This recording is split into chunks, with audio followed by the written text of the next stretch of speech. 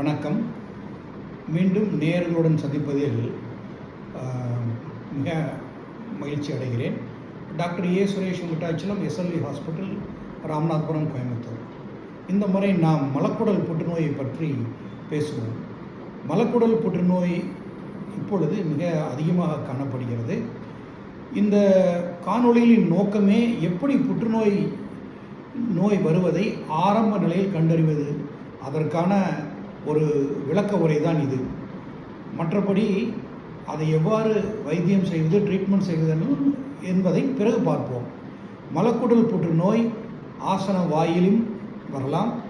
ஆசன வாயிலிருந்து உள்பக்கமாக 2, 3, 5, 10 சென்டிமீட்டர் அளவிலும் அது காணப்படும்.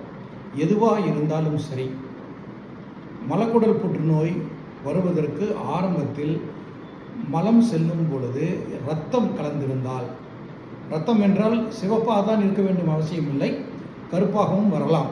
அப்படி இருந்தால் ஒருவேளை அது மலக்குடல் புற்றுநோயாக இருக்கலாம். அது என்ன அது இந்த மாதிரி ஆசன வாயிலே ஒரு கட்டி இருக்கிறது என்றால் பொதுவாக மக்கள் மனத்திலே என்னவென்றால் அது பைல்ஸுங்க அப்படின்னு சொல்லி ஒதுக்கிடுவாங்க. அது ஒன்றும் இல்லைங்க, சரியாக போயிடும், மருந்து வச்சா சரியாக போயிடும், 10 போட்டால் சரியாக போயிடுவாங்க. உண்மையிலேயே அது ஹெமராய்ட்ஸ், பைல்ஸாக இருந்தால் சரியாயிடும். அதுவே கேன்சராக இருந்ததுனால், புற்றுநோயாக இருந்தால் அது சரியாகாது, வளர்ச்சி அடை செய்யும். ஆக மலக்குடலிலே மலம் போகும் பொழுது இரத்தம் வந்தால் பைல்ஸாக இருக்கலாம் அல்லது கேன்சராக இருக்கலாம்.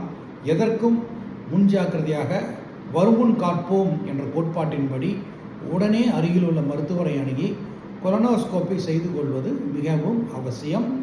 ஆரம்ப நிலையில் கண்டறியப்பட்ட மலக்குடல் புற்றுநோய் 100க்கு 100% நாம் குணப்படுத்தலாம், எந்த ஆபத்தும் கிடையாது. இந்த மலக்குடல் புற்றுநோயை பற்றி மீண்டும் உங்களிடம் அடுத்த காணொளியில் சந்திக்கிறேன். வணக்கம்.